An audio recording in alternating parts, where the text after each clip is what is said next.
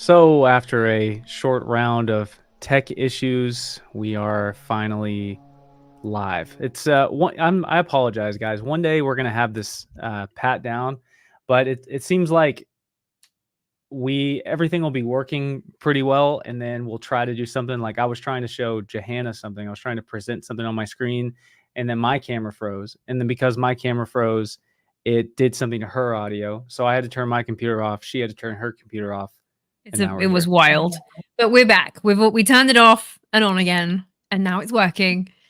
And here we are, Monday night slash Monday afternoon. Yes. Here Yep. we- Yep. Getting much closer to leaving my job and going YouTube full time, where we can have more of a ironed out schedule for Like a Raiders. regular service. Yeah. Yeah. Exactly. So we'll have a schedule or something that we'll be able to put up eventually that will tell everybody when we're going to go live and what days it's going to be. So we're just Yeah. slowly getting a little bit closer to that. So, well, Johanna, what have you been up to since last time we spoke? Oh, I've had a little bit of a holiday. I tried to switch off and have like a 5-day vacation, which was amazing. Because I'm getting ready in 2 weeks to do a really epic trip to Easter Island. But the travel is going to be 20 hours of flying on the trot. Like it's the longest long haul flight that British Airways does, which goes London to Chile. And then I have like 1 hour to switch planes and get the little airplane that goes from Chile out into the middle of the Atlantic Ocean to Easter Island. And there's only like one a day because hardly anyone goes there. So yeah, I'm just like prepping for that crazy trip. Yeah. Do Like you like yeah. flying? Um no. I used to enjoy it when I was younger. I used to like, be like, great, I can watch movies, have snacks, but now I hate it. I'm not scared of flying, but I it hurts. I get Yeah. dehydrated. It messes up my as I'm older, like it messes up my sleep cycle. Like I can't stand it. I only will get on an airplane now, like if I really, really want to go to the Yeah. destination. I wouldn't just hop on a plane for I have to really want to go there. And I do really want to go to Easter Island. So I'm like, okay, let's do it. Yeah, that's a particularly long trip for you. I mean, that is that actually on the opposite side of the planet for you? Yes. So when I actually like put it into like the 3D Google Maps thing, I was like, right, Easter Island is, oh, it's near New Zealand. Okay, that's very far away. Yeah, yeah. Um, It's even far from South America. You know, yeah, it's part of Chile, but it's not even remotely close to it. it's a 5-hour flight from Chile to Easter Island, and Wow. it's I think it's over 3,000, 4,000 kilometers. It just to put it into perspective, London to Egypt is like around a 4-hour flight. Mhm. 4.5-hour flight. So it's like it's even yeah, it's crazy. Yeah, So yeah. Well, woohoo! But great. I'm gonna go try and record as much as I can, get as much on the ground footage and photos because there's not a lot online really of like detailed stuff mhm. of the Moai and or that like Easter Island has a whole bunch of like really ancient walls that have like super similarities with a lot of the stuff that's over in Southern America. So, yeah, I'm just excited to see it, excited to be there and take everybody with me digitally. Yeah, so what are you most excited to see at Easter Island? The Moai, the Yeah, backs of the Moai more. yeah, yeah. I wanna really document the backs, all of the intricate carvings because I've seen the carvings that are in Göbekli Tepe and Karahan Tepe, and I think that there's like a lot of similarity between Mhm. the images and like the techniques of the carving. So I want to really go and get like a side by side and go, okay, I got footage from both. Let's have a look at that. But today we're not talking about Easter Island because I'll save that for when I get back and we'll have a like, Raiders exclusive. But today I wanted to because I'm sort of driving the car, the session for today's episode. I wanted to run through some really cool like ancient history news. So we're going to start with a few little bulletin notes, and then I want to get into something really cool that I just discovered when I went back into my footage of Egypt, and I was looking for a particular picture from Dendera, the crypt under Dendera Temple, and I was like, wait, there's a symbol in there that I've seen somewhere else, and I thought, okay, let's chat this out live with everybody watching. But first, let's go into the news because the news dropped for Stonehenge this week that they previously they thought they knew where all of the Stonehenge stones arrangement was from, and they were from various places in England and in Wales. And Wales was like particularly like a head scratcher because there's a lot of mountains in Wales. So they're like, whoa, did they take them through the mountains? Did they take them via this? How did they get the stones like from Wales? So that was a bit of a head scratcher. But then someone just comes in and drops this revelation that the altar stone, the main stone in the middle of Stonehenge, they tested it. It's like a red sandstone and it's different from the blue stones and the sarsen stones. And it's from Scotland, which is like you're not from the British Isles. It's the opposite end of the country entirely. Conservatively 750 kilometers, but sandstone like that is also found up in the like Shetland Islands and like about 1,000 kilometers. So conservatively 750 or potentially around 1,000 kilometers. They brought this very particular stone to be at the very center of Stonehenge. Why? Wow, that's amazing.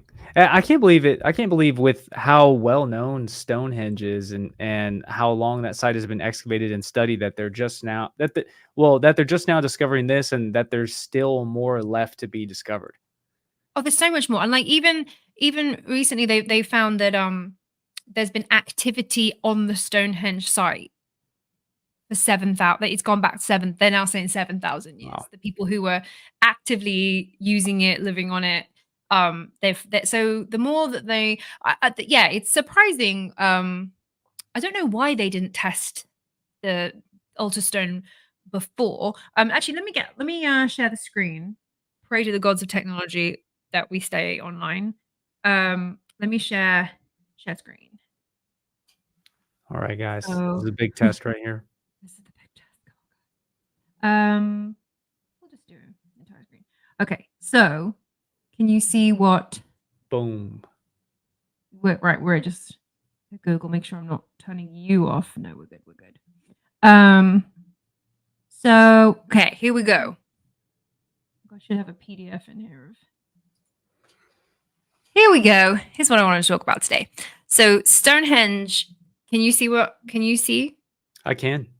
Okay, and for everyone listening at home on the audio, I've got an image, like on above a bird's eye view of Stonehenge, and they've color coded the stones so you can see which ones I'm talking about. So the white stones are from sarsen stones from like the kind of like the big ones. They're from England. And then the smaller inner circle stones, the purple ones here, are actually blue stones. They should have done them blue. That's confusing. And then the green stone, which is actually a red stone. Whoever color coded this was not clever. But yeah, you can kind of see where the altar stone. But the altar stone is currently buried. It's like very deep into the ground. I don't know why it's that deep. The altar stone is that deep. And then two of the other stones have like fallen on top of it. Did I have an image of that? I thought I had an image of that. No, maybe I don't. So maybe that was one of the reasons why they didn't test this particular stone because it was kind of half buried, half hidden. They just assumed it was Right. something else. Or maybe, yeah, they didn't have the funding because I guess people have got to fund this. Or they've known about it for a very long time and they're releasing and they save all this information to release it to the press to try and get more tourist traction because they Sure. have to get people coming to these sites.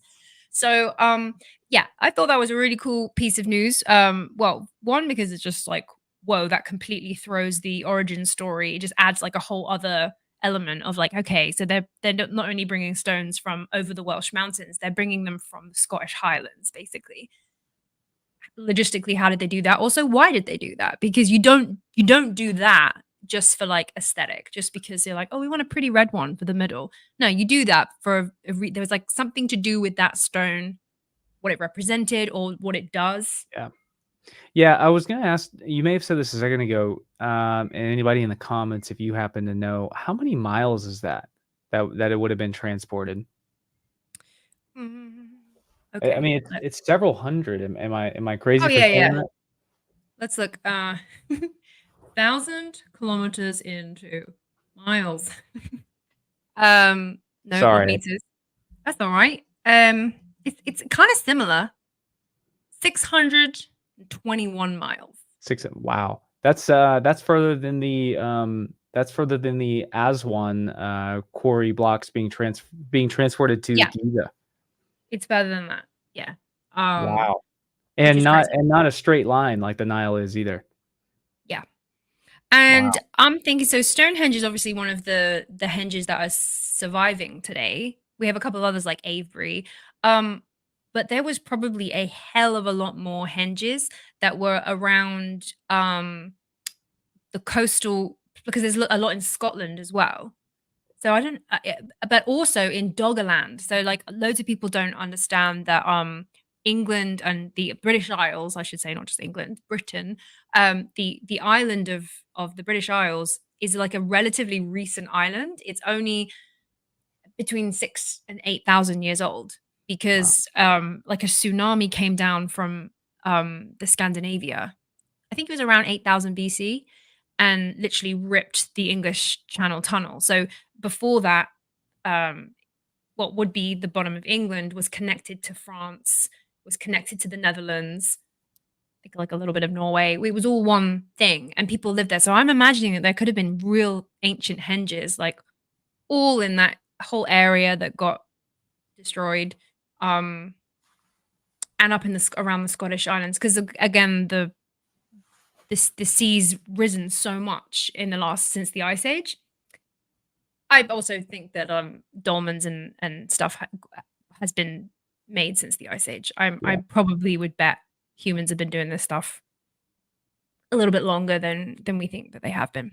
But anyway, I Yeah, thought it was really cool.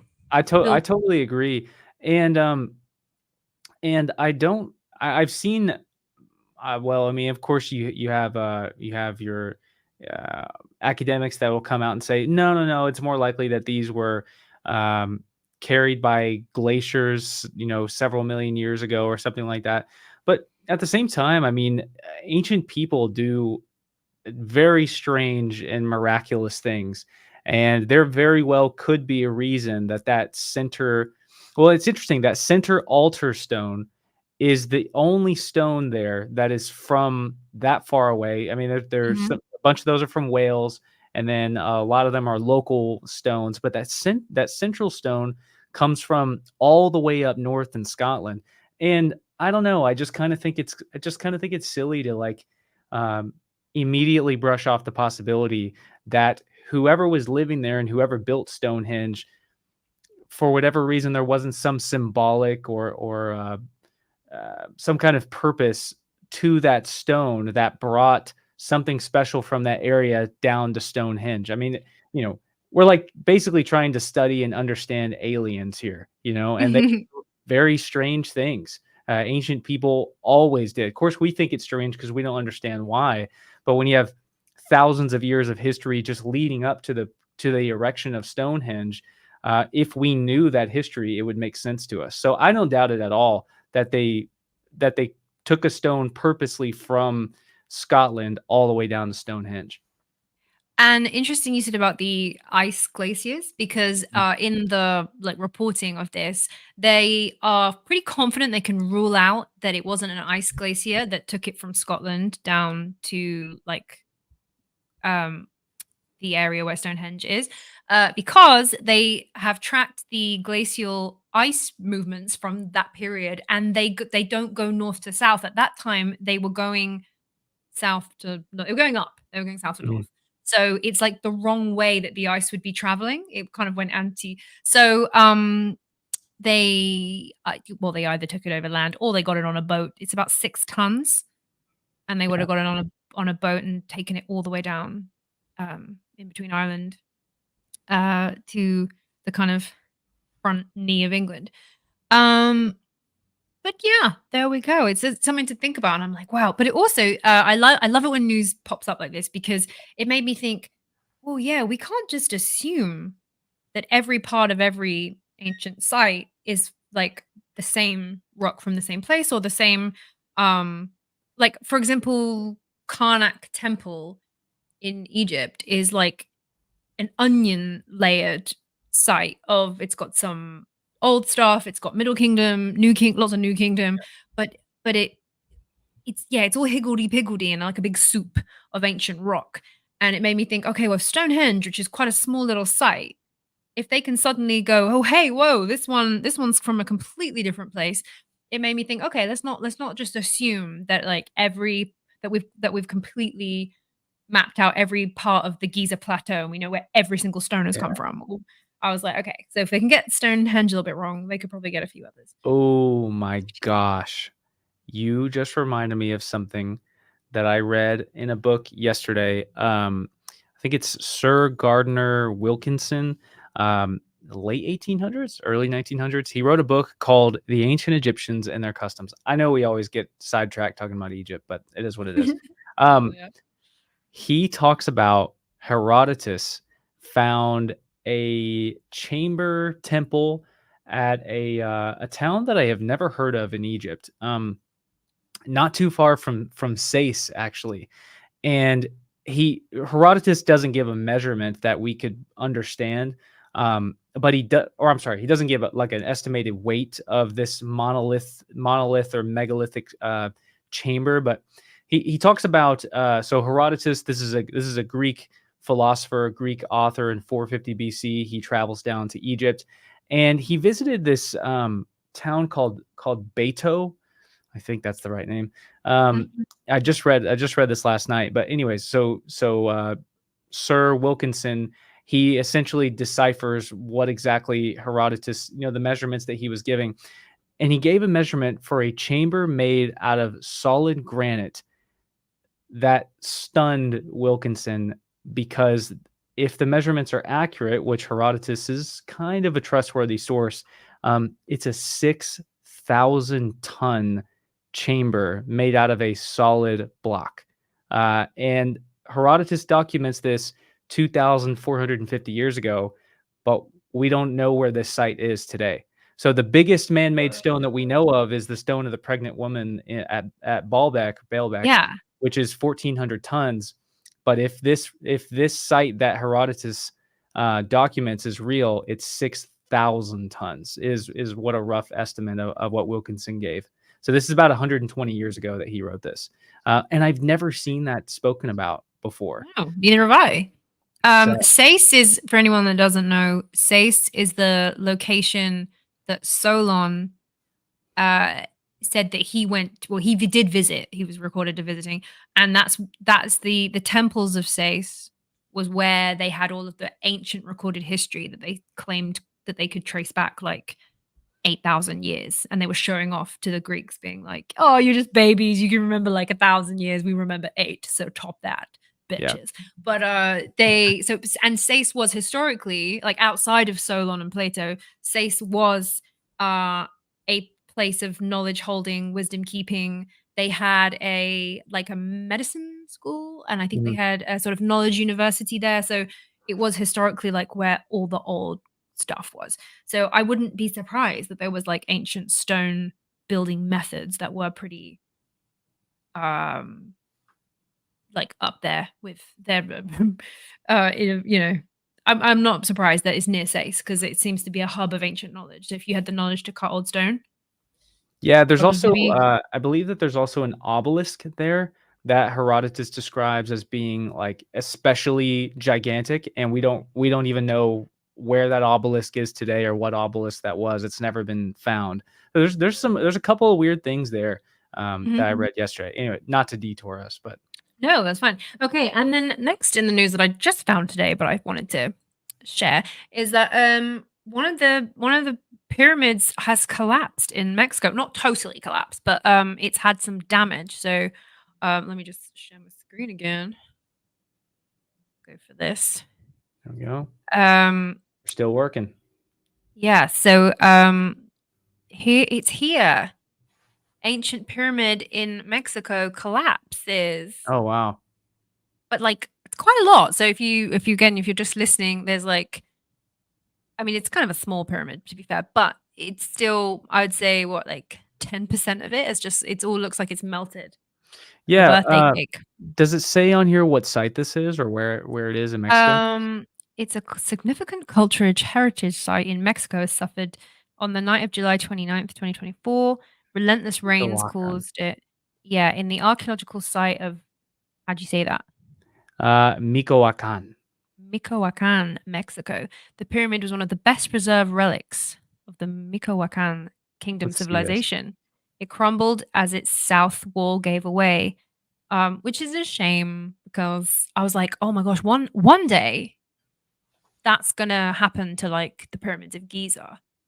I mean, Yeah, I know they're long holding time up. from now. They're holding up really well, so I think they're gonna last for a couple another thousands of years. But you know, maybe in another 5,000 years, um, they're gonna look like this, which is Yeah, yeah. Well, sad. so what happened here is that exterior right there. So the way it Mhm. looks like it's collapsed, it probably looked like that when they found it, and either they didn't really rebuild it that well, or who knows. But yeah, I would say that the facade of it is probably rebuilt. What they did was they probably took all that rubble and they Mhm. didn't rebuild it the way it actually was. They just stacked all that Oh, rubble okay. together, and then Okay. there was probably an area that wasn't so destroyed when they found the site, and they're like, "Oh, okay, so this is probably what the rest of it looked like." And then they tried to build it that way, but they didn't. Mhm. I'm sure that they didn't build it as well as ancient people did, and then so one side of it gives way and collapses. Also, those blocks are so small.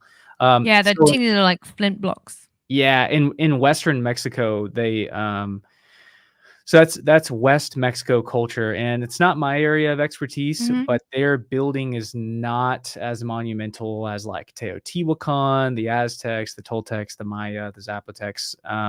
Their structures are a lot smaller, but Okay. yeah, that's tragedy for that to happen. But it's probably the second time that it's actually happened to that site.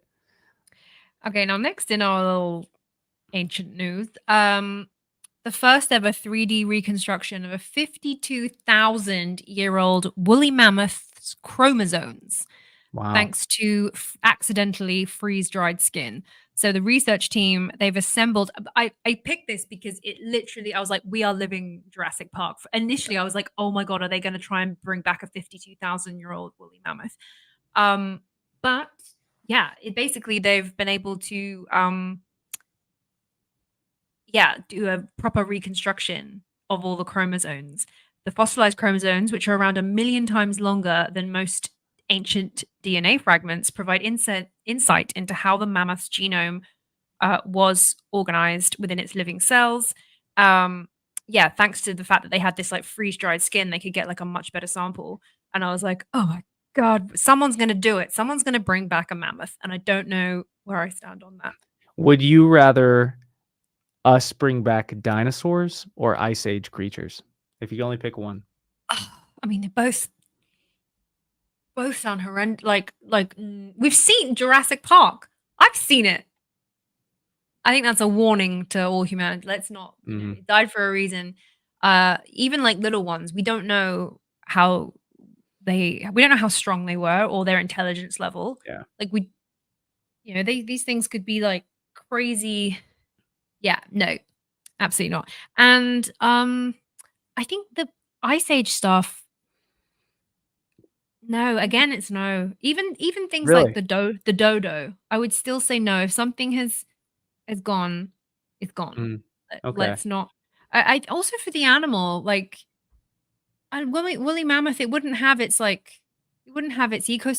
It wouldn't have its like. And what you just bring back one? No, that's really sad. No, Yeah, no. yeah. Yeah, if we could bring, like, I don't know, a handful of species back, I feel like we could make it I think we could definitely make the woolly mammoth work. You just let them go in Canada. Put them in northern Canada, Alaska, In just let them go. Alaska, maybe. Yeah. Don't bring back the short-faced bear. Those were in, like, upper North America. They were I don't know, I'm sure you've seen one of those before. They're horrifying animals.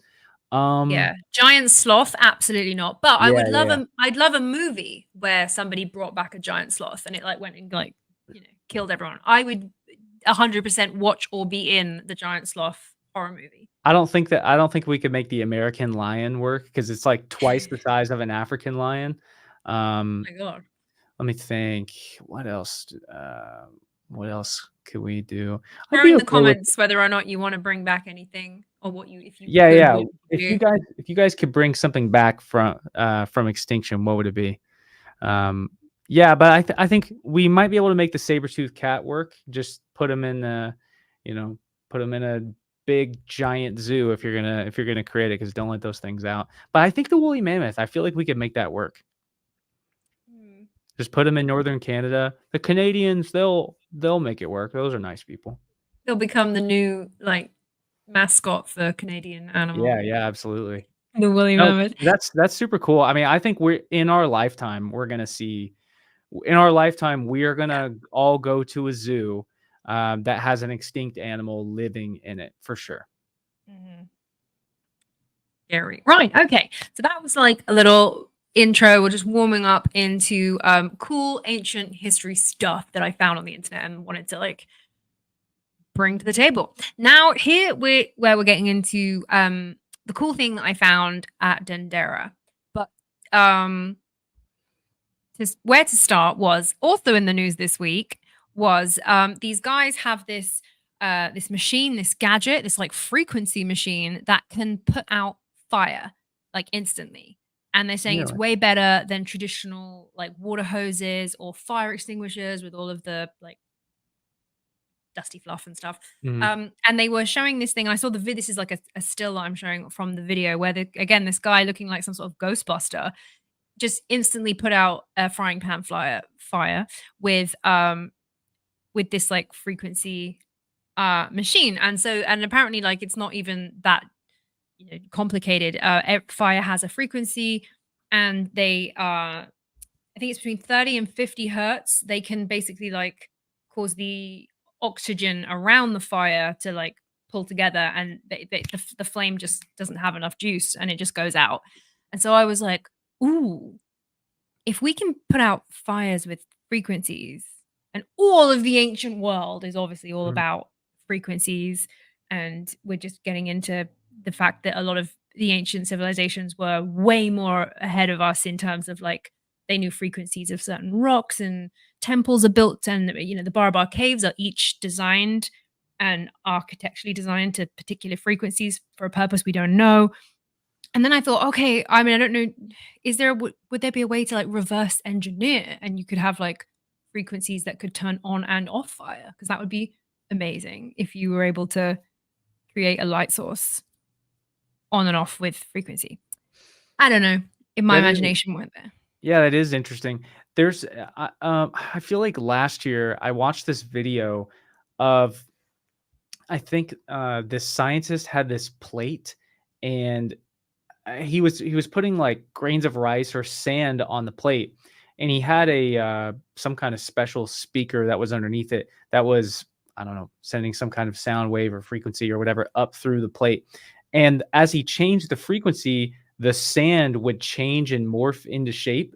And he Oh was yeah, it makes the patterns. have you seen you've seen this and it'll make these obscure ancient patterns, and he was showing like this exact same pattern on and it wasn't like all these patterns can be seen on various temples throughout India, but it's like some are Native American patterns, some are South American patterns, some are Indian patterns, some are Mhm. Egyptian patterns, and as he would change it, they would morph into various different cultures' ancient symbols. It was really, really bizarre. Well, I had a weird in real life experience where I took LSD. Oh, And oh, but my I didn't like drop it at a party or anything. It was at home in a very well prepared space and I pre-prepared a Spotify soundtrack of lots of different songs that I thought would be inspirational. I also bought a constellation projection lamp from like oh, cool. China and it didn't move or anything. It was kind of like a kind of globe that had an accurate constellation kind of lampshade. And so when you turned it on, it would just project a still image of like the sky with the constellations. However, when I took the LSD, um the stars started to move, like, around, Mhm. but not just like randomly, they were moving in patterns. And then I realized that when the song changed, the patterns changed to the song. Oh, So wow. depending on what, and I was like, oh my gosh, my eyes can see the light, like, refraction, Mhm. literally like obeying or adjusting to whatever the sound frequency was. And I was like, you can't see that, like, when you're not tapped into, when your brain hasn't got all of the that going on. But I was like, that's insane, because that obviously is happening. Um, so yeah, sound frequency is it was like this most amazing visual science experiment, and I was watching the track change for hours, and I could see that they were going in different directions, or they were kaleidoscoping, or that they would suddenly become wavy, and I was like, "Wow, amazing." So, That's so cool. It's so so cool, and I mean, the study of ancient cultures, I've never talked about this publicly. If you gain a lot of insight by, putting your brain in a different, in a way that it normally doesn't operate. Like when I was in the Yucatan, in March, I took 10 milligrams of Maya indica, and wow, that was incredibly strong. And so I'm sitting there in the jungle. We're under this little cabana, like eating dinner, and I'm just like zoned out, and I had my eyes closed, and I could hear and see, at least mentally, every little creature in the jungle around me. And all of a sudden I was realizing that like the earth was actually it has a sound. You don't you like we go, our sober minds have learned to like tune everything out and focus on what we're doing. Mhm. But this like forces all of these layers that you build of discretion and things like that to keep you focused. It removes all that. And all of a sudden I started realizing that the earth actually had a sound, like it was singing to me, and I could hear these little birds and insects and reptiles and monkeys in the jungle, and it's like I could visually see the direction that they were all coming from. And and then so we go out and we start looking up at the sky, and I start like getting this overwhelming sense again, like you get this rush of like how magical the world is, and it's so easy for us to ignore it because our a way of saying it is like our pineal glands are so calcified, like we're so Yeah. desensitized to the world around us. And there was an archaeologist there with us who's he's a big time archaeologist that works at one of the universities, and he studies astronomy. And I was asking him, I was like, hey, have you ever, I asked him like, what are the psychedelic plants in the area of the culture that you study? And he named them off, and I said, have you ever gone stargazing and taken those plants to try to get in the minds of the people you study? He's like, no, I haven't done that. And I'm thinking, dude, how have you been an archaeologist for 30 years You have and to you've do never that. done that? And I was like, dude, you have to do it. And I finally convinced him by the end, and I think that's something he's going to do here soon. But Yeah. yeah, it's really, really interesting, the insights that you'll get from that. If you're going into it, not to, people like to party, this, that, and the other. If you're going into it to gain some kind of insight, you will find something. Yeah, I wouldn't do it. I'm not interested at all in doing it like party or whatever. Mine Yeah. was definitely more of a, Mhm. um yeah, I just wanted to, yeah, like, relax and explore more like that. Yeah, But, exactly. the when on my first trip to Egypt, so a couple of the guys on the trip just took LSD. I've spoken about this before, on the Giza Plateau, um, which I did not partake in, but I was there, asking and speaking to the guys as they were like tripping around the Giza Plateau, and I wasn't feeding them or any. I was just asking them to like let me know what they see. Did they see anything particularly? And I always remember this one guy. He was describing what he saw coming off the middle pyramid, and he as we were walking around. And I was like, "Do you see anything?" And he was like, "Yeah." He was like, "It's kind of like, whoo, it's like whooshing out the top, like, like kind of, I can see kind of like particles or like moving things coming out the top." And I was like, "Okay, like what, the limestone, the bricks that go and it's coming upwards from the top." And now he was like, "Yeah." I was like, "Okay, what about from the sides, coming out the sides, around the bottom?" And he looked down at the granite like floor that's all around the huge granite foundation stones, and he was like, "No, no, no, not there, like just over there." Anyway, he wandered off happy as Larry. And then I heard our tour guide about 10 seconds later go explaining the like scientific properties of limestone and granite and saying that like one was conductive and one wasn't. And it was just really interesting that it aligned with what this guy tripping on LSD Mm. saw. He could see like energy being released from the limestone and the granite was not. And interesting. So I don't strange. know what that means anything scientifically, but it was just like a really weird 30 seconds talking to this guy. And then yeah, okay. Well, we're veering off down Yeah. a path of It's okay. It's drugs, interesting. which wasn't what I was leaning back to. Well, it actually it's kind of relevant. So now we've I wanted to start with the frequency machine that can turn and extinguish fire in like an instant and like change fire. Let me go back to my little images. Share screen again. Okay, here we go. And okay, now this was the image that I was going back to.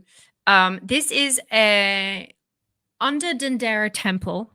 So Dendera is a new kingdom temple in Abydos, and it's you can crawl through a little hole in the wall and go down these stairs.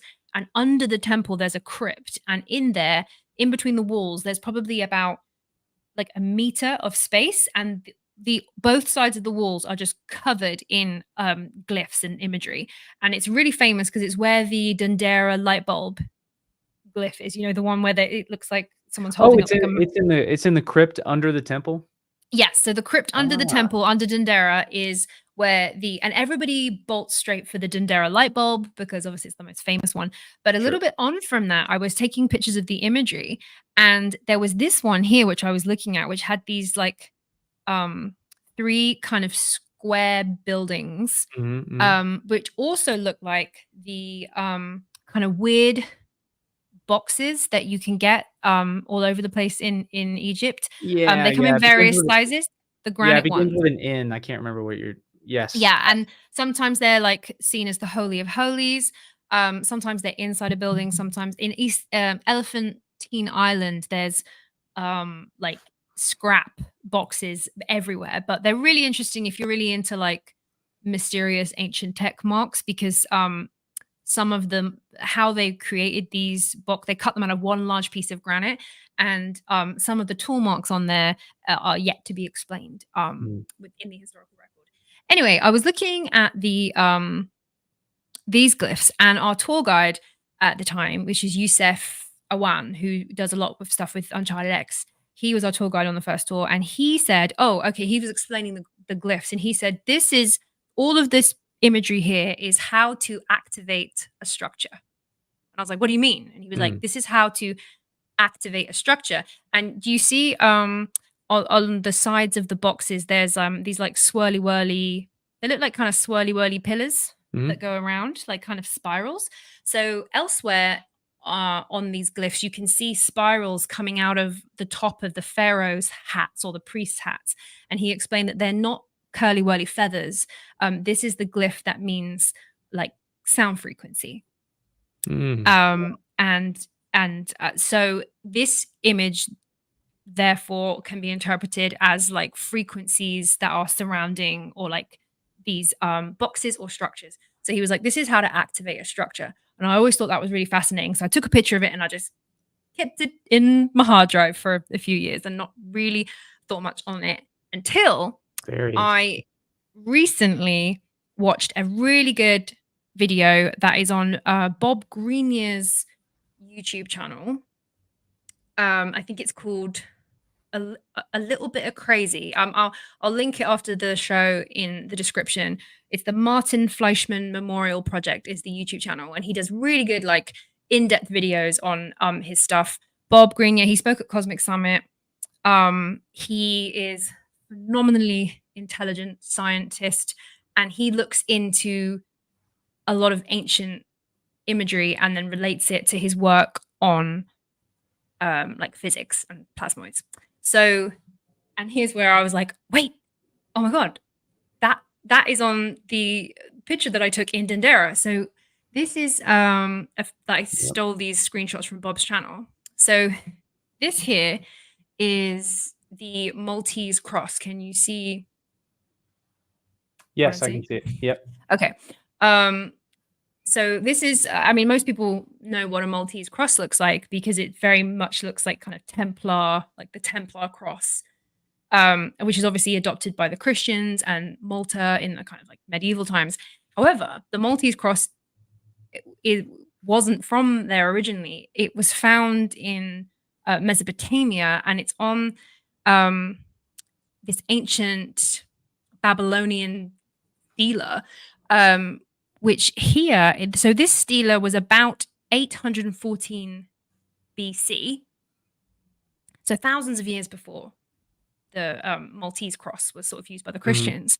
But the cuneiform that was on the side of, so there's imagery on the front of the stela of like this Babylonian man, and then he's got these sort of like in the center of his chest, he's got this Maltese cross, and then above his finger, he's got like 4 or 5 icons of little imagery. But on the sides of the stela is all this cuneiform. But the cuneiform, when you read this little like um, detail here, this is the plaque that's at the museum. It said that the cuneiform, the type of cuneiform, is used 1,000 years earlier. So although that this stele was probably like put in this particular spot around 814 BC, it potentially could be 1,000 years older because the cuneiform, that type of cuneiform, is 1,000 years older, or it's been copied from something from that was a thousand Sure, years sure. older. So basically, it's really freaking old, and this is a Maltese cross, and it's then this then is used. So that was what 814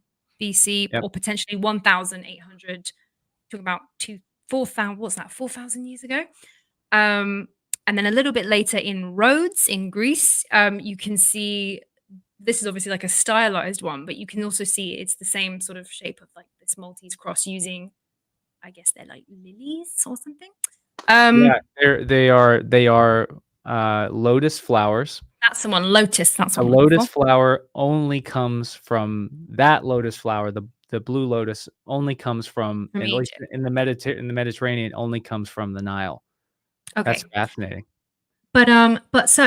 But what was interesting is when I'm sorry, I'm flicking back through my images. So this Maltese cross, when Bob did some research into what exactly this symbol meant on this Babylonian man's chest, this Maltese cross symbol actually means um, the godlike power, or like how to it's harnessing godlike power, or like the god's toolbox type thing. Um, and then anyway, you see it around. He also was linking. This is Iron Age rock carvings found in Italy and the UK, which show this kind of like rotational. Mhm. Yeah. So he was like that. Previously, they thought it was like solar symbols, but he thinks that it's representing something much more like the Maltese cross, which is actually to do with physics and like Wow. um plasmoids. So oh yeah, this is interesting. I'm just going to roll through this. So Mhm. this is the Order of Electrical Engineers. This was their like crest in the Victorian time. So about 200 years ago, 250 years ago, they chose to have the Maltese cross in the center for the Order of Electrical Engineers, and out of darkness cometh light was their logo. Hmm. And he thought that was really interesting that they chose to use the Maltese cross because obviously it's not like a religious order. It's not, Sure. the imagery that they use was interesting considering um the the that basically out of darkness cometh light, plasmoid toroidal moments create ball lightning. So, and again Wow. here, okay, This is Bob. Bob did a little computer diagram. So there's a thing called a toroid or a toroidal moment, Mhm. which is where you can get basically um, like a magnetically charged. Wait, I'm losing my notes. Um, fractal phantom toroid. So an exotic vacuum object. It's how you can create ball lightning. Okay. Um, and so this is what this looks like. And this is like his little diagram. And he was counting how many little mini rings of like magnetized energy that goes around. And then he was like, oh my goodness. And then he looked back on the stele from like the Babylonian times, and there is exactly the same. It's 48, sorry, 48 of these little mini rings. Mhm. And there's 48 on the Babylonian stele. And he was like, wait, Wow. That's crazy. hold on a second. That's obviously there's only half of this Sure, sure. Babylonian stele thing. But so then got interested, going back to the Maltese cross, right? So this is the toroidal moment in a like a 3D diagram. So um if you want to create ball lightning, you create this. You create this by using water. You have to get movement in water and create a vacuum, like a bubble. And then when the bubble bursts, it creates this little toroidal moment, which, and you can see these like mini rings go around. And he superimposed the Maltese cross basically over the center of like the scientific diagram of what this thing is. It's kind of like energy, and Mhm. he was like, "Wait, is there a reason why the image of what his in ancient history God controlled power and the fact that it superimposes over exactly to all the points of a physics toroidal moment?" And was like, "Is did they? Well, anyway." So I do implore you guys to go and watch Bob's video because he Yeah. explains this hell of a lot better than I do. However, I emailed Bob this afternoon to say, hey, just so you know, let's go back to this image here. Look what's at the top of this image Yeah. Yep. inside every, and the fact that this guy in Egypt was telling me that this wall was about instructing the Egyptians or the people after the Egyptians on how to activate a building with frequency. And they used the image that was God controlled power that was on the center of the Babylonians. And I was like, wait, are we looking at the same thing here? Because plasmoid technology can create um I mean, there's so many uses for it. Yeah. That's amazing. I have a book on Dendera that says something very similar. I feel like, um, as far as some of the temples had essentially manuals written into the wall of how to quote unquote activate the temple. And one thing I've always wondered is certainly they don't reach the same. I guess their technology or their understanding is perhaps of the same phenomenon or similar phenomenon, but maybe it's, you know, seeing it from their own unique point of view or their own way that they access it. The reason I say that is that that little faience dish thing that you showed that had the lotus flowers that made the Maltese Mhm. cross as well. Well, so the Greeks are a little bit less they're less subtle than other ancient cultures. Like the Egyptians always don't always tell you everything, even though they have a lot of inscriptions written on their temple walls. But one thing I've always wondered is this symbology that we see. Um, I've always wondered, what if these are images that they're seeing? Like they're seeing things through the use of psychedelics and through the well-studied and calculated use of psychedelics that are possibly opening them up to being able to see things that only later science has proved that like we can see the same thing through using technology that they can through psychedelics is what I'm saying is what I'm Yeah. saying. That's something I've always wondered, and I reached that conclusion because it seems like, and that one example of them showing that little lotus flower is just one example of several other things that I've seen include the lotus flower, where it feels like the Greeks in particular are telling us we saw this because we're using this, and that's why they're putting them together on that dish. It's like it's encoded into the artwork.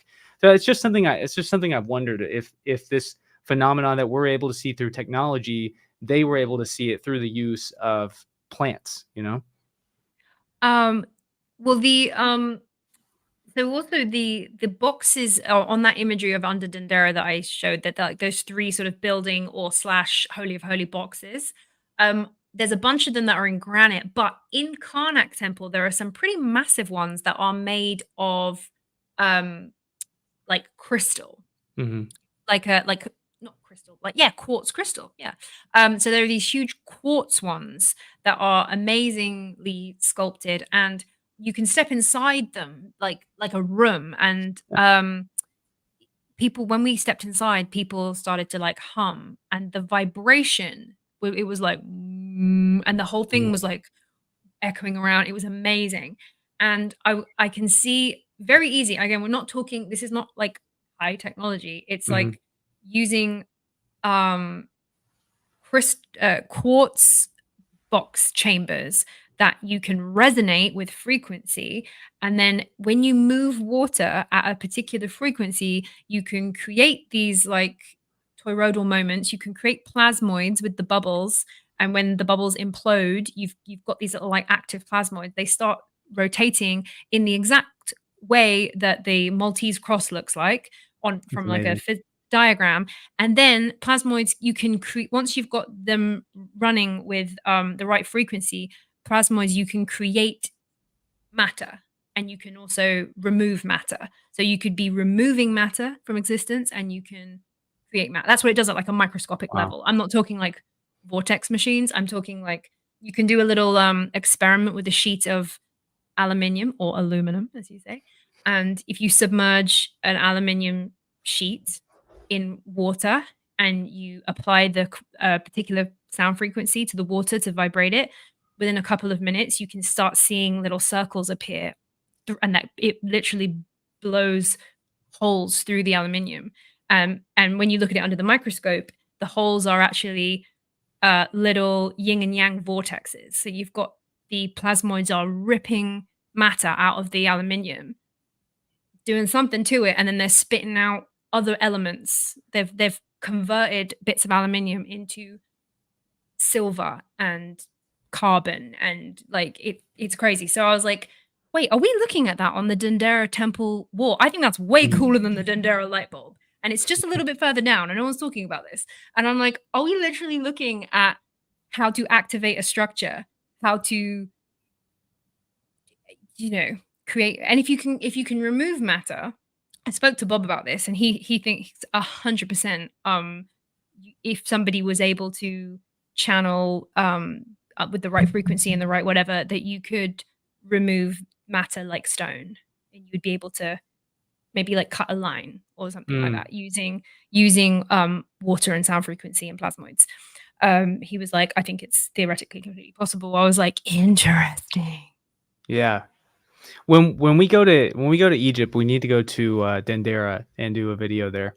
Well, yeah, well, now that I've connected that, and I've only got 2 photos of it, and I looked through, did I have any other video?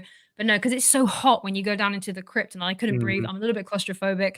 I didn't have video of it, and I'm like, right, so next time I go, 100% wanna make sure I get, like, the whole, wall so that I can, get it, like, all translated. Yeah, well, that's Um amazing 'cause I actually just literally when you said that, I obviously have know what Dendera, the temple is, and have seen the light bulb. I did not know that the light bulb was actually underneath the temple in a crypt or Yeah, you have underneath. to crawl through the wall. It's the coolest thing. And another thing that's cool about Dendera is because Dendera is obviously it's like New Kingdom, so it's not, Mhm. and it's like officially New King. It's not like you can go, oh, could the site be older? It's not one of those Sure. sites where you go, could it be older? Like Karnak could be old, whatever. However, there is a very corner of Karnak in like one of the main room, not Karnak, Dendera, in the main room where they were doing some like work and in the last few years, and they pulled up one of the like floor slabs, and Mhm. they found the top of some big pillars in the Mm, floor. And at first they thought, whoa, are we looking at the top of a pillar of like a next structure? And then they realized no, they were looking at somebody had taken an old pillar, sliced like a salami slice of it, and then they'd laid it in the floor. And that's what they did with ancient sites. They would it's like called seeding a site, and they would like wow, literally like bury a little bit of an older site into the foundation of the new build, which I think is a really cool tradition, but also shows that there was a site in Dendera that had a big old pillar temple that's not there anymore. We have no record of it. It's that old wow, that we but they just know that there was a pillar and that they seeded it from an older site. So that's cool. Whether or not any of the like did the knowledge from the old site get like retranslated and put on to the Dendera temple. So even though the temple itself is a new kingdom, is the information that's on the wall and how to activate the structure, is that recycled from an older temple? Because we know that there's a pillar. sure. Really cool. You can see it. Yeah. They've left it open. You can go and like touch it. Yeah, I'm sure that those beliefs of how they well, it's interesting, right? Like the belief of how they activate their temples and the even the belief of seeding a site. It's sort of like what we were talking about earlier. Like, why would the early, I don't know, United Kingdom, European, Western European cultures um, take a stone from northern Scotland all the way to Stonehenge to use as that center altar? Well, why are the Egyptians Ooh, seeding why are the Egyptians seeding their sites? Why are they doing that? You know? great. It's That's a well done. That it's was 10 points to Gryffindor. That was a really good full rounder. Yeah, like is it possible that that one altar stone was like one remaining stone from a previous site and they were sure. like we're going to seed a new one? Oh no, Sure, I don't know. well, I mean, Yeah. it couldn't maybe it isn't that, but it's just an example of how ancient cultures do very strange things, or at least we think it's strange because we don't understand it. But it's probably it's like thousands of years of traditions of building upon traditions, and eventually things, people make discoveries, and then discoveries and tradition merge together, and to a point that they have a science and an understanding of their world that's just completely different than us. um Mhm. Man, wouldn't you love to talk to a priest of a temple, 3 4 thousand years ago, and have him explain the intricacies of why the things work the way that they do? And we would probably have this great and immediate realization that it isn't just all this woo woo mythology, bunk that they were all duped into believing, but that, if all of these ancient cultures all around the world are building these gigantic monuments to their gods and believing in these religions, that some of them are like vaguely similar to each other and they're building vaguely similar structures, we would probably realize that through one way or another, it's not all made up, but that some of it is real, and that some of these things that they were witnessing and acknowledging and building monuments to really did happen and have some kind of legitimacy to them. I think so. So yeah, I just wanted to bring that to the table, to the public, to whoever's like listening and following and watching, because I was like, whoa. And also it's kind of inspired me because obviously I've been making videos for a couple of years now, and I love the fact that I can look back at one of the first my first trip to Egypt, me just snapping away some pictures and like finding some interesting stuff and then just being like, cool, I'll just park that on my hard drive for a while.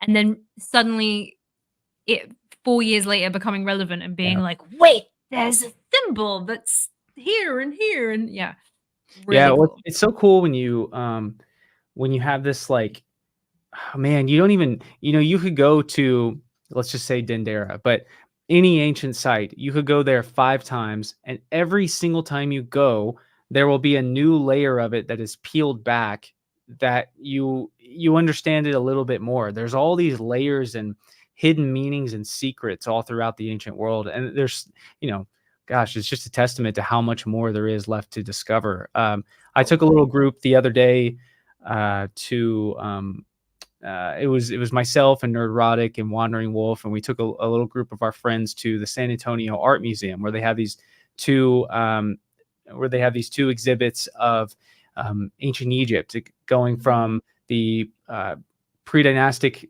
or the pre-dynastic era all the way to the Roman era of Egypt.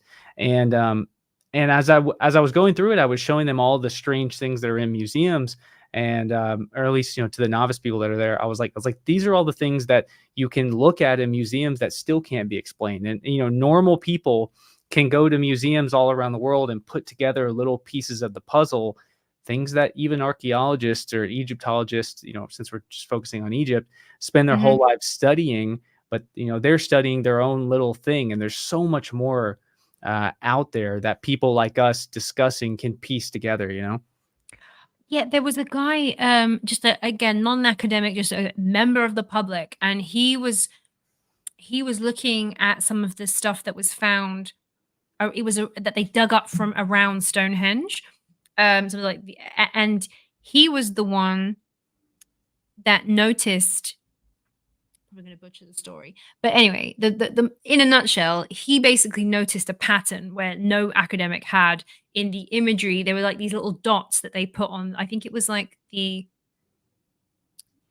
did an image of an animal and then they put dots on its butt or something. Mhm. Anyway, he correlated it and he went through all the images and then he basically worked out. And then I think he went to the British Museum and was like, I think that these dots are marking fertility cycles of or Mhm. like of the cycles of the animals reproducing or whatever. And when they actually looked at it, they were like, he's 100% right.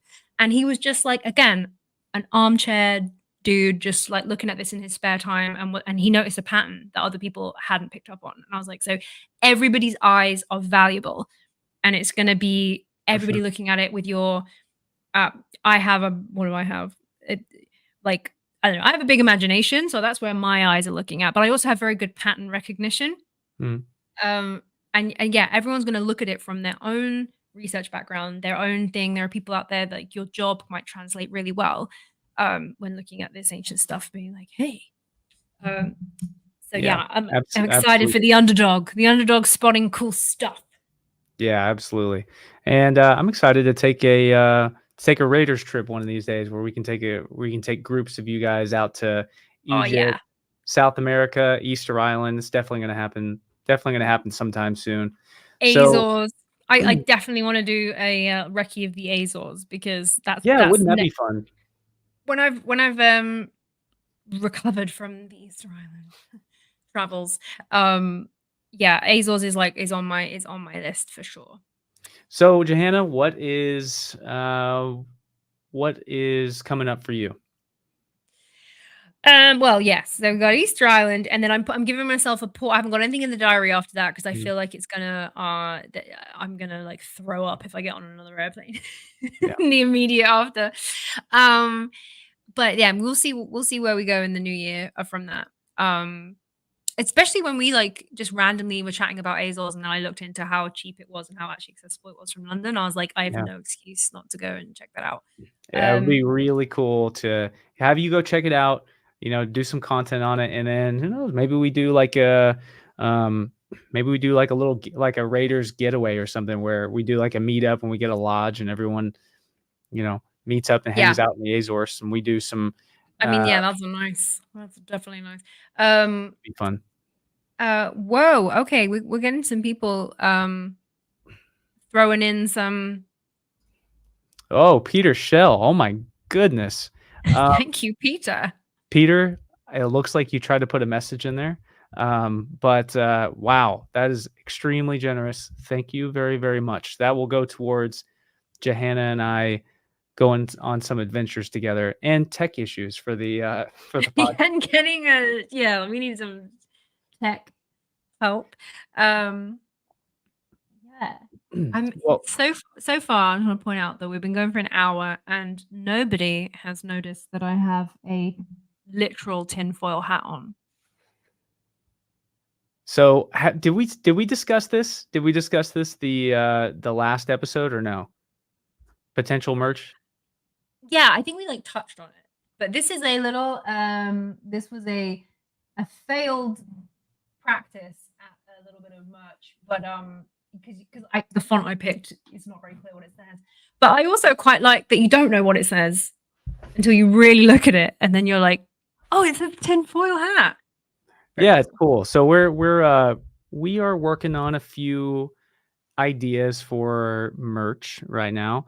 The biggest part is the biggest issue is just um, finding the manufacturer and how we're going to do it affordably. You know how we're going to streamline it all, and how we're not going to send you guys like cheap crap. You Yeah, know, like quality. We want quality, fun merch, and and it's not gonna be merch with like our faces on or anything boring like that. It's gonna be like fun, well designed, well made stuff that you just want to wear anyway. But yeah, you and can also so support us And by so as we were getting it. going through the ideas, Johanna, we were going through hats, and Johanna was like, we should have a hat that says tinfoil on it. So definitely gonna do that at some point. I'm gonna show you guys a little sneak peek. Let me go to my messages with Johanna, and I'm gonna show you guys something we've been working on. Um, Oh yeah, we've done. We're like deep in the. It's fun, deep in the yeah. designs. So here is one. I don't know if it's gonna show. That might be Hold all on. you guys get. No, you I don't know can't if see it's it. gonna show up well. Oh man. Let me Right? see if I can turn it down a little bit. I don't There know. we go. That might be all that shows, but you can barely make out it says Raiders with a little red camel in front of it. Wait, I've got some of the fun ones on my computer. I don't know if it's gonna work out there. But Um, I don't know why my camera's all yellow now. But yeah, so we got a lot in the works. And sometime later this year, before the end of the year, we're gonna have a merch drop. But it'll be something very nice and something that doesn't look stupid, like Johanna was saying with our faces on it. It's going to be something that's like an inside thing. If you see it, you'll know what it is, but it'll actually look nice and you'll want to wear it and will want to wear it, which is the most important thing. hmm let me just see if I've got like a literal 30 seconds into the Here, you into just tell me when to pull it up. yeah, we were just experimenting with I wanted to do like a kind of Raiders World Tour that looks like a old Mhm. vintage tour t-shirt that you pull out of like your dad's closet. Can we see can you see Yep. that? So we're There we playing go. around with stuff like this. So give us feedback. Um what are the other ones that we've got on here? Yeah, just kind of like fun.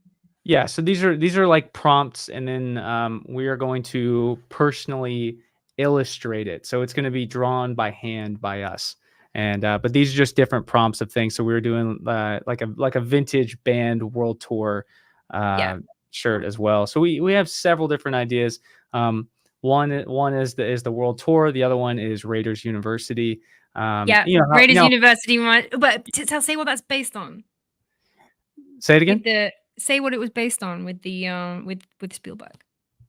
Oh, yeah, yeah, yeah. So the style of the hat is based on Steven Spielberg's Raiders of the Lost Ark and his Temple of Doom 80s snapback hats that he wore. It's a very similar style, and so I was thinking Yeah, like when he's directing. if we did some kind of like college t-shirts and college hats. So there's going to be it has Raiders and it's a little red camel and it says Raiders University, and so you know if you ever saw somebody wearing it, you would know what it was, but Yeah, otherwise it just you're a member of you're an alumni of Raiders University, yeah, yeah. or you've been on the Raiders World Tour, and on like the back of the shirt, it's got all the places Raiders World Tour would visit, like Atlantis and Giza and Easter Island. Yeah, yeah. So I saw somewhere in here that that Adam from Forbidden Frontier said we need to do a crossover, but I'm trying to see where his comment was. We need to do some swap Wouldn't casts that as be well. fun? That'll be fun. Swap casts. Mhm. Now we're sort of starting to get little legs. Um and yeah, just for anyone that has joined, we Luke's announcement that he's going full-time YouTuber as of next month. Yes. So we need to come out of the gate swinging. Is that even the saying? We're just gonna really, yeah, push the full-time content, and that means that you can put more effort into it, and I can Yeah, yeah, pull yeah. my finger out as well. So I guess this is the I think I'm gonna put out a video over this, but for anyone, here watching from my channel, Yeah, it's been tough. The last 3 years, my wife, Lauren, has been in dental school, and I have been working full time, whatever job it is that I would have, um, working, 40 plus hours a week, just trying to get us through. And I've finally gotten to a point where I've got some of these tours that I'm leading coming up that are going to be able to help us kind of float with all of our bills and everything. And so right now, in the next 4 or 5 weeks from now is the time that I'm going to jump ship from my normal job, go on YouTube full time, which means more videos and longer videos. There's a ton of really exciting topics that I've wanted to talk about that I haven't seen, really many other people touch. That I just don't have the time to do the topic justice. They need many, many hours of research, and just the editing alone takes Yeah, forever. it's a long time. A 30 Um, minute people don't realize a 30-minute YouTube video, uh, 8 to 10 hours to edit that, at least the way I do it. oh yeah, It's it a takes me a week. It takes lot of me a work. good week because I faff about and I probably don't edit it in like the quickest way. I edit in my way, which is all like, Mm, "Whoa." But yeah, so actually, guys, this is a good call to action. If you want to just help us, Raiders and Luke for free, just make sure that you're also following Luke. If you're following my channel and not Luke's, go and just give him a follow. It costs you nothing. And yep, and vice versa. like yeah, and just like whack a like on a couple of stuff. You're prompting the algorithm to help boost Luke, and then you can just make sure that he can continue doing it full time. And again, costs you nothing. And if Yep. you didn't know how YouTube works, monetization only kicks in if somebody watches the advert. So if you Mm, watch the commercial or the ad break, if you like a content creator, just let that ad roll because then they'll get the 1 cent or whatever it is, and it adds up, and it's just ways that you can help for free. Um, 5K yeah, more subscribers. Yeah, so yep, yep. let's just get Luke rolling. Well, let's see, we got Mark Brown here. You wanna read this one, Johanna? Yes, thank you, Mark Brown. $20. Says good show. Enjoy watching your podcast. Great insights on topics. Thank you. I mean, we're waffling and chatting away, and we always wanted to do this live. So we're not the most polished podcast. We're not. We're still working out like the proper theme and the order and everything. But we just thought let's just do this live. Let's research and chat because otherwise me and Luke would just be chatting about this. And we were like, hey, why don't we just chat with other people there too? And Yeah. then, you know, Yeah, well, thank you so much, Mark. I appreciate it, and I'm glad you get some kind of insight out of it. It's funny. I always say like I'm no expert's expert, if that makes sense. So we're just kind of Johanna and I love the ancient world. We love ancient history, and there really wasn't like a buddy podcast for ancient history. Where you just got on and chatted and had fun. I mean, going live isn't always like the most refined way to talk about ancient history, but who cares? I mean, this is how people chat about it with their friends, and yeah. there wasn't really a platform like that where two people just got on and waffled about, to use some British Waffle terminology. about, yeah, Yeah. waffle or just like, yeah, just chat it out and like brainstorm together. And I'm not afraid of getting stuff wrong. I'm not, it's just this is a full free mind flowing state. So yeah, our opinions might be changing as new information comes in. I changed my mind. I think it's really cool if people can change their mind. If you look back at some of my early videos, I keep saying I need to do like a kind of 4 years later update Mhm. video to just address some of this stuff to go, do I still believe that? Do I, have I changed my mind? Because I have changed my mind about some things because I've just researched more deeply into it by this point. So I need to Yeah. do like an update video soon to say like what I still feel. What's something that when you first started studying ancient history, you believed that now you've changed your mind on, or something you didn't believe that now you do believe? Um so so yeah, so there's some things that I still think in my like smoking guns of lost ancient technology. Um, there is some things that I still put in the like absolutely mysterious weird box that I think has a strong chance of being like a lot older, like the Mm, vases, the weird dishes, the schist disc. um, the Barbar Caves, that all of those still firmly sit in the absolutely weird and mysterious box. Um, there are certain things about the Serapeum that have made when I've researched into the history of the Serapeum, and there are some things that are yeah, like that don't quite fit the timeline. Initially, I thought, whoa, the Serapeum boxes must be like super, super old.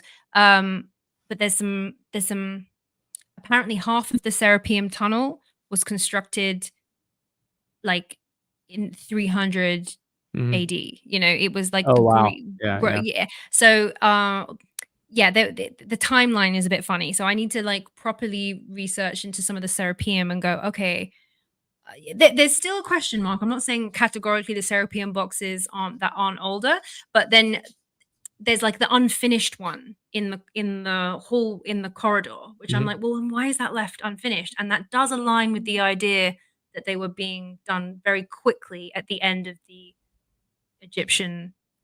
It makes sense that they were like Mhm, mhm. rushing to get them done, but then Yeah. um, I don't know. I don't know. Okay, what else? What else have I categorically changed my mind about?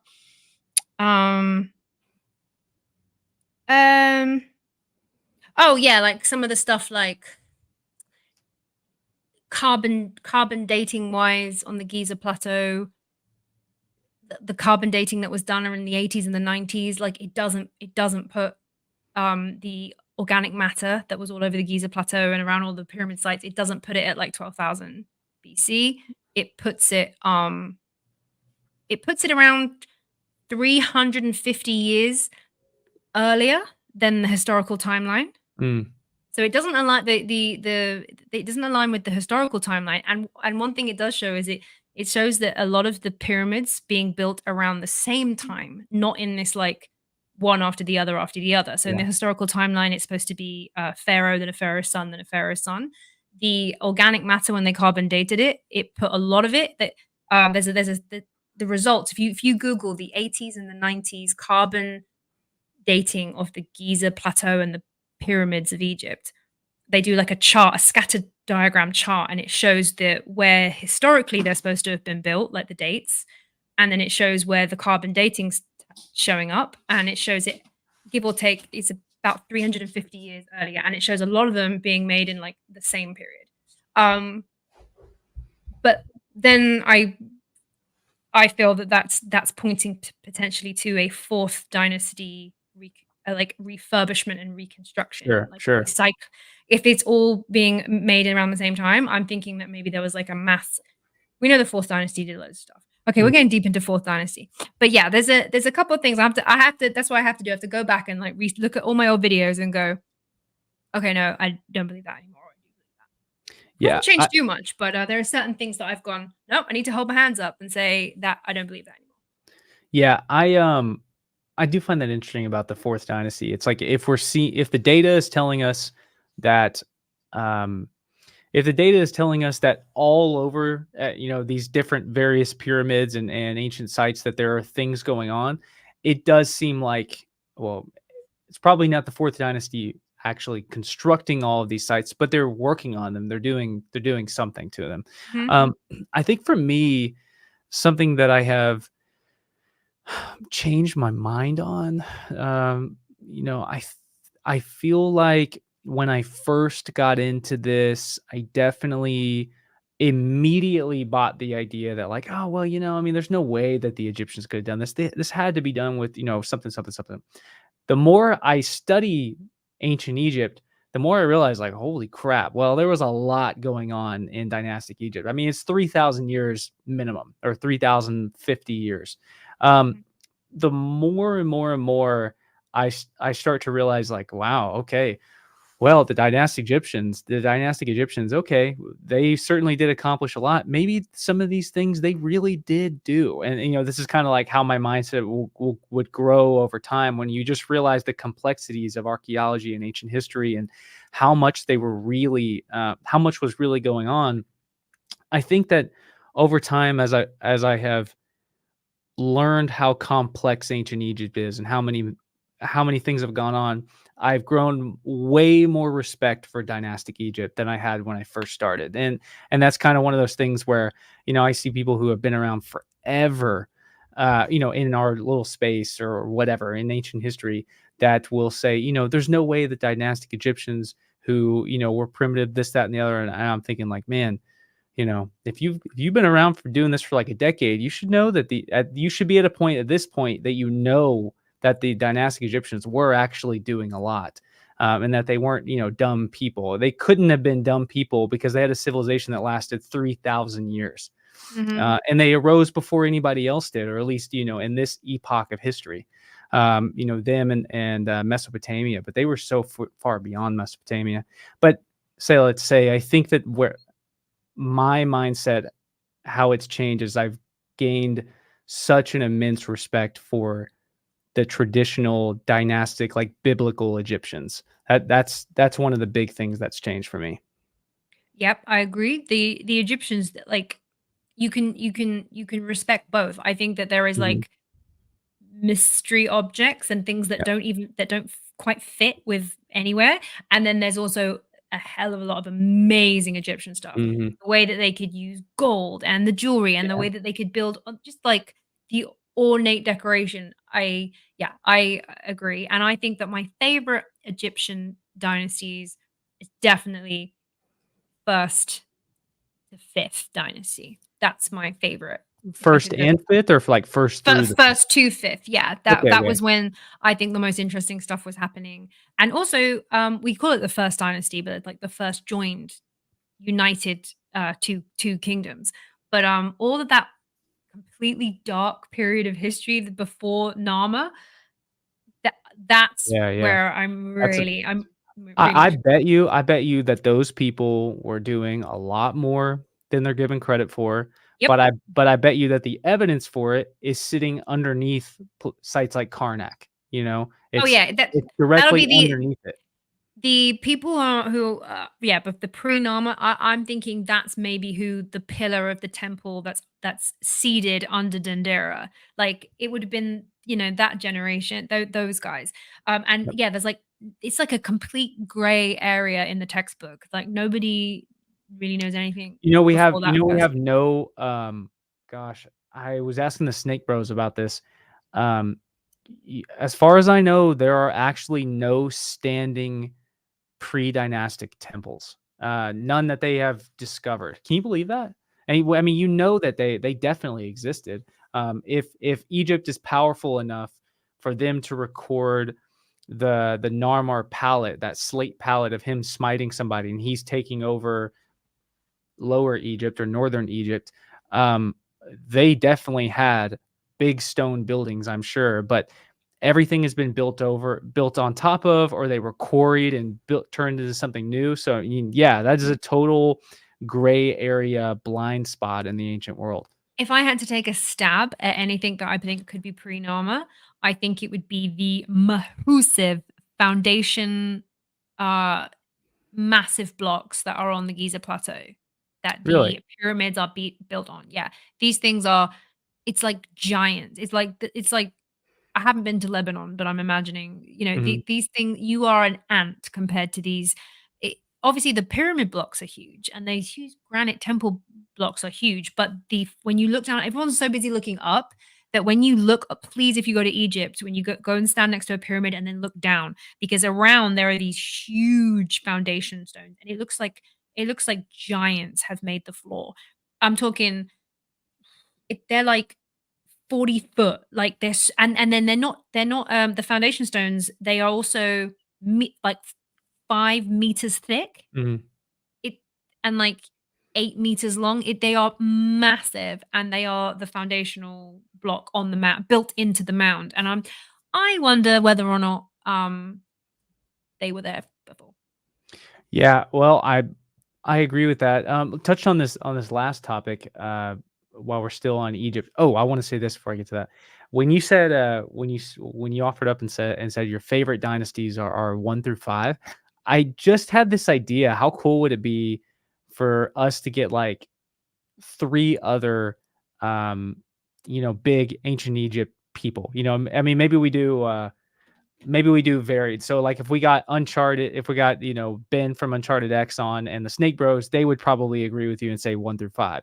So maybe, we get one of those guys on, and then we get like a friend of mine who's an Egyptologist and like one other guy, and we all sit in like sit on like a round table, or at least on here, and discuss what are our favorite dynasties and what are the different interests that people have. I think that would be fun to do, like an Egypt roundtable. Yeah, because Because my knowledge of the dynasties, like, 'cause my interest is, like, very much at the beginning and in the gray area that, I don't know so much, but sometimes people hear I do stuff about, like, ancient history, and they're like, "Oh," and they're asking me about, like, Cleopatra and stuff, and I'm like, "Oh, I don't really know." yeah, I'm more about the weird old stuff that I look at the rocks. sure, sure. Um, but Yeah, yes, I that's for I my totally agree. I think, yeah, I have a friend who, um, his favorite is the Ramesside or Ramesside, dynasties. So, the Ramses the first, Ramses, Ramses yeah. the second, the third, all the way to like Ramses 11. Um, that would be really interesting to have somebody like that on. I'll actually say, other than the first dynasty, something I'm really interested in right now is the 21st and 22nd dynasties. And that is when Egypt is like it's right at the end of the New Kingdom. So Egypt is really falling apart. Um, Right. you know, All going to hell. yeah, everything's going to hell. And Sesthenes, or he's got a strange name. But he is the high priest of Amun, out of Upper Egypt. And it's during this point that he sends out an expedition to the Valley of Kings, and he realizes that the Egyptians have looted every tomb in the Valley of Kings. And at this point he probably realizes, like, oh, it's over for Egypt. We're crumbling from the inside. And there's also, he's the high priest of Amun, depicting himself on temple walls the same size as the pharaoh. So it's like outrageous what's going on in Egypt. So you have a pharaoh ruling in the north, and you have a high priest of Amun ruling in the south, which is, all the previous pharaohs would say that that's blasphemy. That's not the way Egypt's supposed to operate. But Egypt's falling apart. It's right here in this strange dynasty, the 21st and 22nd dynasty, that the maybe the Nile dries up next to the biblical city of Pi Ramses. So, they get rid of that capital city, and they build a site called Tanis, and the city of Tanis, that's why it exists, is because the dynasties were falling apart. But what's strange about Tanis is, maybe for a few generations it was occupied. It was built from the blocks that were quarried of all these other ancient sites and thrown into one site. It was a massive city with some of the biggest monuments in Egypt. It's Mhm. written about in the Bible that the Hebrew God says that he is going to destroy Tanis with fire, and from the sky and everything. And then Tanis just kind of falls off the historical record. By the time you get to Ptolemaic Egypt, where the Greeks are ruling, don't hear anything about Tanis. Roman Egypt, don't hear anything about it. And we look at it today, and the city is just completely obliterated. And there's no explanation. There's Oh, and, such like, all the rock is, like, burnt. Yes, Like, yeah, it's to very burn rock strange. is you gotta be hell hot. It's burnt rock. It's very strange. So this is something I would like an Egyptologist who is an expert in this area. I'd love to have them on and ask them about Mhm. Tanis, because very few people, have an expertise on this specific city in Egypt. And I'll be having arguments with ChatGPT about it, actually, to try to find whatever information I can. And so I'll be Yeah. like, I'll ask it, what destroyed Tanis? And it'll go, oh, well, abandonment and this, that, and the other. And I'm like, no, no, no. Abandonment wouldn't cause this amount of destruction. What would cause No. this destruction? It'll say an earthquake. And I'll say, okay, an earthquake able to shake an entire city apart like this would have destroyed the other cities around it. Chat DBT's like, oh, that's a great point. Well, and then it doesn't have an explanation for it. So Tanis is fascinating. So I think the Oh, 21st, 22nd dynasties have some mysteries there. your homework for this week. I saw that fun trend on Instagram where you ask ChatGPT to roast your Instagram feed, and it's so great. So, We'll have to do that. take a screenshot of your Instagram feed and then ask ChatGPT, like, put it in there and say, "Roast me." Really funny. And then Interesting. we had, like, a family gathering yesterday on Sunday, and, we took a family photo, and I put it in and I said, ChatGPT roast my family photo. It was so good. I recommend. I haven't seen that as a trend. Maybe I should start it. But yeah, Yeah, we'll have to do that. Let's see, Aaron Bradley. Hey, thank you so much for becoming a member, Aaron. I appreciate new that. member. Thank you. I saw that my friend Jose was telling me that we need to do, I guess there's some kind of, I don't know, live stream membership or something like that where people can join. I don't know. We'll get it figured out. We're We're learning new as to we this, go, guys. guys. We're Yeah, just yeah. we're getting started. So, But okay, so cool. We're at the hour and a half mark. We can come yep, into land. Thank you guys so yep. much for Peter, thank you again so watching, much. Very nice listening. gift. Mark Brown, thank you very much. And Aaron, thank you very much. Yeah. Um. Okay. Yeah. Cool. Well. Okay. Well then. So wait, 2 weeks. I'm in Easter Island. So post Easter Island, we'll be definitely doing like a Raiders recap. Yeah. Um. I'm going to be trying to obviously get as much footage as possible, but I'm also going to be trying to use the Stellarium app when I'm out there because I'm very specifically want to try and look at the stars and Yeah. map all the stars that the Moai are like looking at. Yeah. Um Yeah. Oh, so they were astronomers.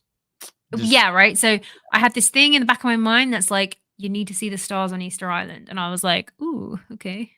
yeah. Oh, Follow the it's voice in gonna your be head. it's gonna be absolutely mind-blowing. I'm sure it So is.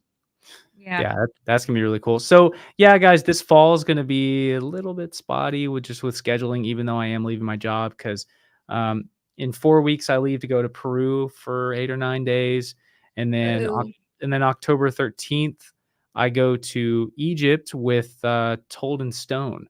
I don't know if anybody watches that channel, but I'm not leading this tour. I'm actually joining someone else's. He's a ancient Rome YouTuber, and nice.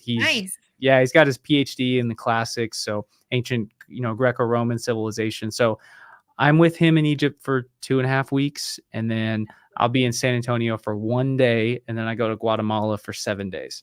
So it's gonna be tough to find a Raiders in there, but maybe we can find one, like we can do it while I'm in Egypt or while I'm in Guatemala or something. Yeah, we'll work it out more. But And anyway, then and then we'll get basically we're traveling all over the place, but we're gonna get loads of footage and stuff to do Raiders all over the winter. So we'll have lots of regular shows. yep, absolutely. And then in December, that is my first self-led tour that I'm doing this year, or the first tour that I'm leading. Or I'm sorry, I guess that's the next one.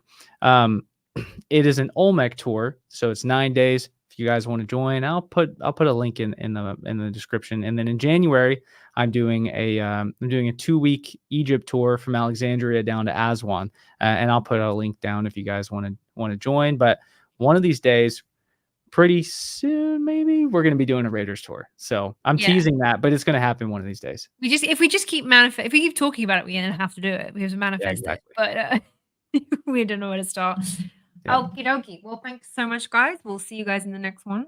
Yes. Yeah. Thank all of you guys very, very much. It's been a pleasure as always, and look forward to seeing you guys again next time. And So eyes out for merch. I'm Luke Caverns. This is Johanna James as well, and we'll see you guys next time. Bye.